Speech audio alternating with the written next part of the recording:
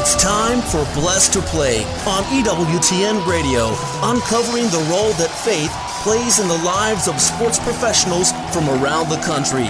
And now, here's your host, Ron Meyer. Fire, score! My guest today is Rachel Zilinskas. She's quite a decorated swimmer. She's a two-time Olympic trial qualifier. She's a member of the U.S. national team in swimming. She was also a six-time All-American and team captain at the University of Georgia for the Bulldogs, two times bronze medalist at the SEC championships. She's an academic All-American, but she's also a professional triathlete. So swimming was a natural bridge into her competing as a triathlete. We'll talk about that, and we'll talk about what inspires her in her everyday life. Rachel, so great to have you on. Thanks for joining us. Thank you so much for having me. It's a pleasure to be here. So is this a fair statement? You have burned a lot of calories in your life. Yes, I would say that is a very fair statement. I kind of started specializing in endurance sports from a very, very young age. And swimming for sure is a very time demanding sport, lots of hours spent in the pool and lots of carbs consumed. Yeah. Well, let's talk about your time at the University of Georgia, because I know for swimmers, it's an early rise and jump in the pool, and you're a student athlete. So talk about, first of all, how you developed this passion for swimming and then ultimately competing for the Bulldogs. Yeah, so when I was very, very young, I was always in the pool. The water was definitely a place that I felt very called to. And I joined the swim team actually when I was 6 years old. Funny story, I was a little bit scared of the deep end because I had a swim lesson instructor tell me that there were sharks in the gutters. So I did get over that fear. I tagged along while my sister wanted to join the swim team. Wasn't sure if I would want to do it, and I went, and one day I was absolutely hooked. And from the time that I was 6 years old on, you couldn't keep me out of the water. And the year that I turned 6 was actually also the same year as the 2000 Sydney Olympics. So I remember just watching the swimming on TV and just being absolutely enamored with watching all of those athletes in the Olympics. And I just looked at that and said, that's what I want to do one day. So that was really kind of the defining moment, I think, at 6 years old that started my career. And I progressed very naturally throughout the different stages of my swimming career. My parents were, and still are to this day, absolutely wonderfully supportive and just very encouraging of all of my dreams and goals. And so I had great teams along the way, great high school experiences. And when it became time to decide where I wanted to go to college, I visited a few different schools and just really found my place at the University of Georgia in terms of the whole campus in general, the whole culture of the school, and also just the incredible coaching staff and the history of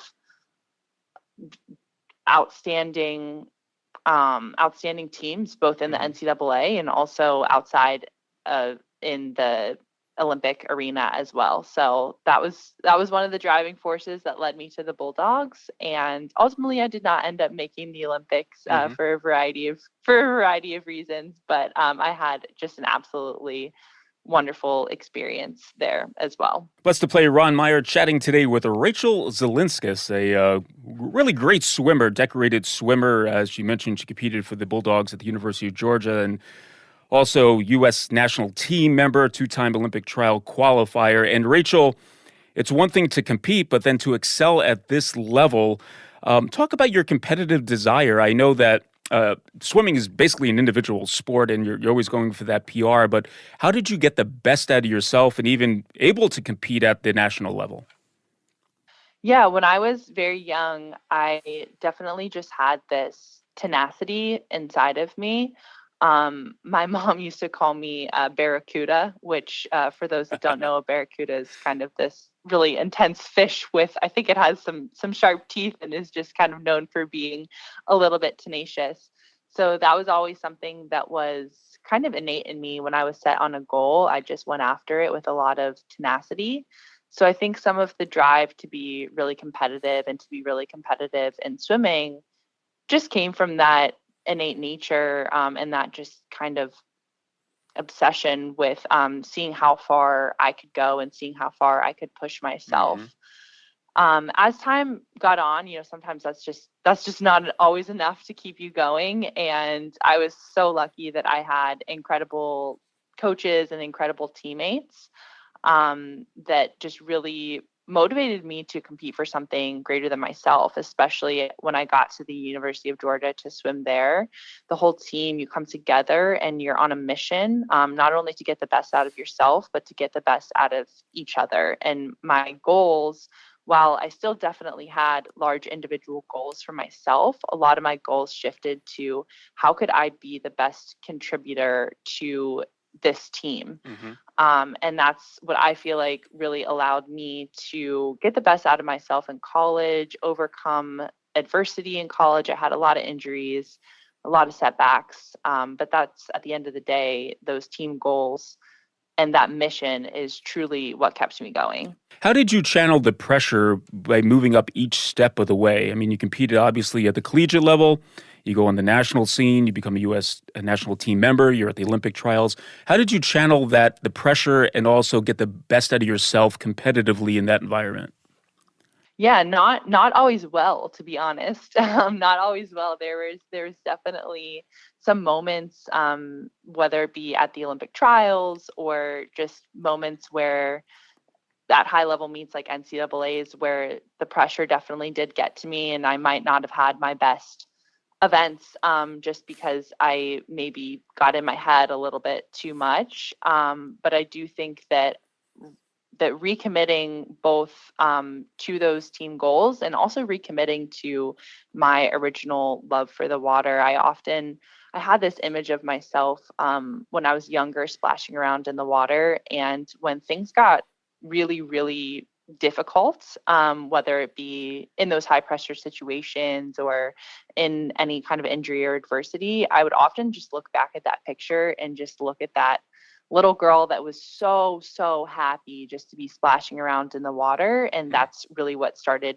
everything. And that was a good way to kind of recenter, look at the big picture, and just get back to my perspective of why I started on this journey in the first place. Let's play Ron Meyer chatting today with Rachel Zilinskas, All-American swimmer at the University of Georgia. She was part of the national team and also competed at the Olympic trials, and then transitioned into being a triathlete, Rachel. And as we know, that swimming is one component of the Ironman triathlon competition, but also you have to be a great biker and also a runner as well. So talk about how this fueled your desire to not only be in the water, but also be on land as well.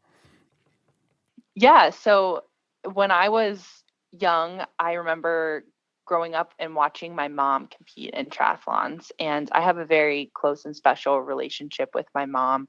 She's really inspired me in a lot of ways in my life. And I knew that even when I was younger watching her, I knew that doing a triathlon was something that I would want to do someday.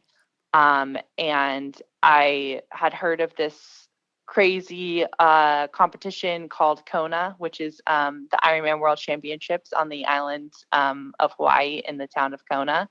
And I'd seen it, I had read about it, I'd watched it, and there's just this kind of mystique surrounding this whole race, and just this history and this culture of how incredible it is to get the chance to compete at this race. And so it was kind of a natural transition coming from swimming to triathlon. Swimming is a thing that a lot of athletes struggle with if they haven't grown up doing it. So I felt that I had that advantage to kind of leverage, and I knew that I wanted to just build off of that. And so I decided to try a triathlon. And of course I couldn't just, try a short sprint triathlon. I had to go all in for a half Ironman. for my first go, and I absolutely loved it.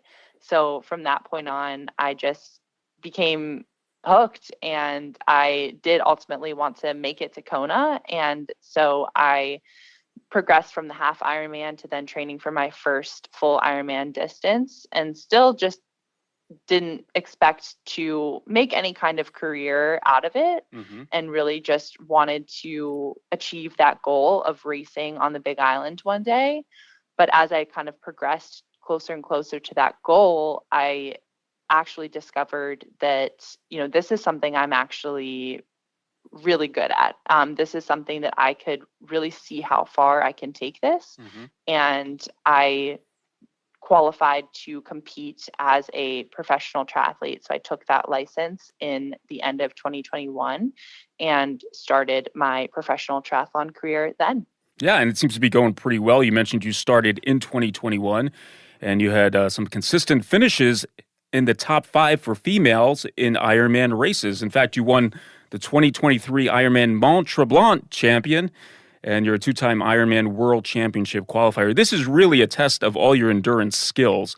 Would you say it's tougher than your training for swimming, or how do you compare the two? Yeah, it's really difficult to compare the two directly. I grew up and when I was in high school, I was involved in a very high volume swim program. So we swam 2 times a day, Monday through Friday. We swam 4 to 5 hour practices on Saturdays and 2-hour practices on Sundays. So it was a lot. So total number of hours is honestly probably similar to the peak number of hours that I was training at my swim career versus the number of hours that I trained in my triathlon career. Something that's been a little bit more difficult for me as I'm transitioning to triathlon is balancing that biking and running. Cycling and running compared to swimming, they just have a lot more kind of external factors that are involved. For swimming, it's pretty easy. You get in the water, you need your suit, your cap, and your goggles, and you go. Cycling is a bit more of a learning curve, just because there's not only the training, there's also all of the equipment that you need to kind of get dialed in order to be the fastest that you can be, because it's not just about how strong you are on the bike. It's at the end of the day, it's how fast you are on the bike. So there's a lot of aerodynamics involved in that. And running for me has been a little bit of an adjustment, just not being used to doing land impact sports. I've had to manage a few injuries along the way. So I would say they're equally as challenging, just in different ways. And I think now I'm in the season of life too, where I might actually just be a little bit more appreciative of the opportunity that I have to train in this type of environment. When you're younger and growing up, sometimes you might take a few things for granted. So I feel like there were days that I, maybe rolled my eyes at having to go to swim practice. Whereas now when I am, a 30-year-old adult, getting the chance to take a break from the rest of my day to go get a swim, bike, or a run in is something that I truly, truly look forward to. All right, we're going to take a break, but I want to pick up on that theme, this God-given talent that has gotten you some great results as a competitive athlete, and where that light shines, the faith aspect of your life. We're talking with Rachel Zilinskas. She was a decorated swimmer, now a professional triathlete. Keep it right here. You're listening to Blessed to Play.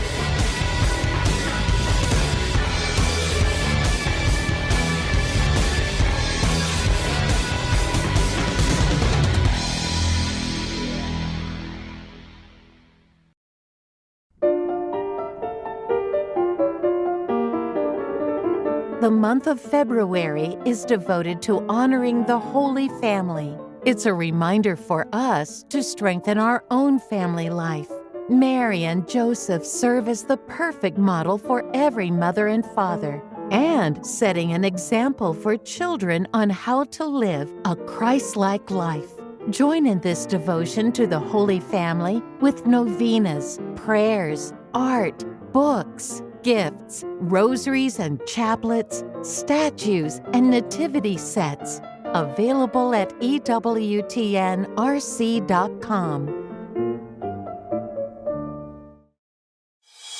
The wisdom of Mother Angelica. You know, I have never seen women who want to be equal absolutely degrading themselves. And yet the media degrades your nature, your beauty as a woman, your goodness. Let us pray at some point our dear Lord touches their hearts. For more information on Mother Angelica, visit Religious Catalog at EWTNRC.com. EWTN Radio is all over social media. All your favorite programs are available right now. Check us out on X at EWTN Radio. Remember, EWTN is everywhere.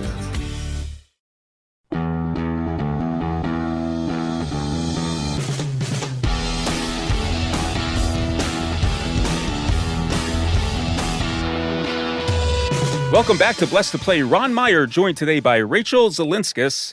If you listen to the first half of the show, well, she's in great shape. So much so that she was decorated swimmer at the University of Georgia, where she was a 6-time All-American. She managed to compete in the Olympic trials, a member of the U.S. national team. Then she transitioned to being a pro athlete as a triathlete. And she competed at the 2023 Ironman World Championship as a qualifier. She won another Ironman race, and she's off in running and swimming it and biking, as they say. But we're going to talk about something else that's very important to Rachel, and that's her life of faith. Rachel, I know you grew up Catholic. I know it's a very important part of your life, from your upbringing to where you are today. But just talk about your formation as a Catholic and why it's so important to you as we speak today. Yeah, so I did grow up Catholic. I feel very fortunate that I had incredible role models and incredible formative experiences my entire childhood. I grew up in a very loving home. I had my parents, my grandparents who lived very close to us on my mom's side were just, and still are to this day, great role models of faith for me in my life. But at the end of the day, faith it has to be an individual choice and an individual decision and an individual commitment. And so I, like many people, struggled a little bit with my faith, especially as I gained a little bit of independence going into the end of high school and going into college. And I struggled with really taking ownership in what I believed, and spent a little bit of time away from the church. And honestly, those few months that I spent away from the church were probably some of the darkest moments of my life. And I kind of hit rock bottom in some ways, and realized that I needed to go back, that I needed to go back home. And so that kind of began my journey and back, I guess, to really fully embracing my faith in fullness. And I still struggled for quite a few years. I wasn't exactly sure where I was being called to. In fact, in the beginning, I attended some non-denominational Christian churches, but just felt this call to go back to Mass and to go back to the Catholic Church. And so I did for the remainder of my college career. And from that point on, I just wanted more, and I just always wanted more. And so I had a great young adult group that I was also a part of at the University of Minnesota. And that just really was a time for me where I put a lot into learning more about the Catholic faith and just more catechesis, to be honest with you. And and I remember this one specific day where I hadn't been to confession in quite some time, and I went back to confession, and I just, from that point on, I just felt kind of fully back in communion, and it was just a really beautiful experience. And there are still struggles of course, that I deal with every single day, but I do really see that time as just a turning point where I was kind of fully back into my faith. And it's just been really fruitful and beautiful for my whole life, but definitely from that point on. Blessed to Play Ron Meyer chatting today with Rachel Zilinskas, professional triathlete. So you've had this recommitment, if you will, to your faith, and you went through some really dark times, and now you're so-called seeing the light. How did this change you in the athletic sense as well? You were competing probably during that time in some really dark times of your life, but now you have this renewed spirit about you. How did that affect you as an athlete? Yeah, it affected me in just insane ways. It might not be a surprise looking back on it now, but I think one of the things that I really struggled with during my swimming career was just that pressure and just really tying my self-worth to my ability to produce good results and to produce produce points, to produce fast swimming times. I tied my worth to that in many ways. And I elevated swimming and my swimming performance above my faith. And that was, probably looking back on it now to no one's surprise, what might have contributed to just this feeling of darkness and a lot of struggle. And now that I've kind of had this new outlook and this new recommitment, I don't get it perfect all of the time, but I do feel like I'm in this space where I can just compete in just such a more free way. For one, just my actual feeling of competition is that every competition is a blessing, and that it's not something that I deserve, but it's something that I have been given as a gift. And I really truly feel blessed that I was gifted this second chance at an athletic career. And this is not to take away from my swimming career. I still had an amazing and wonderful career, but I feel like with almost this rebirth in my faith has also become this rebirth as my identity as an athlete, and just really trying to use this second chance as an opportunity to glorify God through my competition. Now, I ask athletes this question because everyone goes about it differently, but when you prepared to be the best that you could be, whether it be swimming or as a triathlete, you had to put in so much time, so much effort to be the best that you could be. In your spiritual life, how do you become the best that you could be? How do you pray? What are those things that Rachel Zilinskas does to edify her on a spiritual level? Yeah, absolutely. That's a great question. I think as an athlete, I feel blessed to have a very a kind of just a innate sense of having a very structured life. And that honestly gives me a lot of peace to have a lot of structure in my day. I'm very used to, since I was a young girl, getting up early and going to swim practice and just really having a lot of my day planned out. And I kind of take advantage of that and just, prayer is not always easy. The enemy will use a lot of distraction to keep us away from God. And, one of the ways that he can do that is distracting us from speaking to God through prayer. And so I try to wake up in the morning and have that be my priority. And so I do that by waking up before when I need to, get my day started with my first training session of the day and just give that time to the Lord in prayer.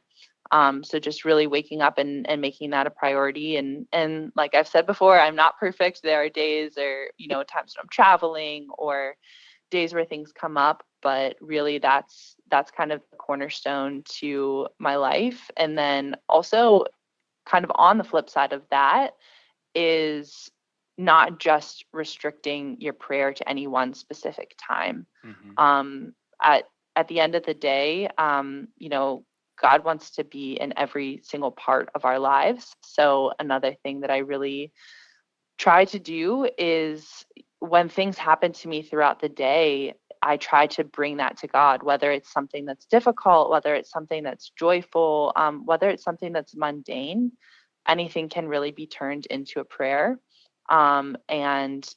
Just really use every opportunity that I can to bring these things to the Lord, so that He is truly in every single part of my life and every single part of my day as much as possible. And I'm sure Sundays are a great way for you to recharge spiritually as well. Yes. Well, Rachel Zilinskas has been our guest, quite a decorated swimmer, as I mentioned, now competing as a professional triathlete, competed in the Ironman World Championships, and she's going to be doing that, and we wish her the best of luck in that very demanding type of discipline and sport. If you want to know more about Rachel and perhaps have her come out and coach or talk with her about coaching, you could go to www.fierceathlete.org. That's fierceathlete.org. Rachel, thank you for the time. I really do appreciate it. All the best as you compete as a triathlete, and thank you for joining us here on Blessed to Play. Thanks so much. Thank you for having me. Hey, Blessed to Play fans, check us out on the web at blessedtoplay.com. That's blessed2play.com. You can like us on Facebook. Hit us up on the platform X at Blessed to Play. For Rachel Zilinskas, I'm Ron Meyer. Thanks so much for joining us right here on Blessed to Play. You've been listening to Blessed to Play with host Ron Meyer on the EWTN Global Catholic Network. If you have a question or comment about today's show, feel free to email us at info@blessedtoplay.com. That's blessed, 2, play.com. You can also connect with the show on the web at www.blessedtoplay.com. Again, that's blessed, 2, play.com. Join us again next time for Blessed to Play on the EWTN Global Catholic Network.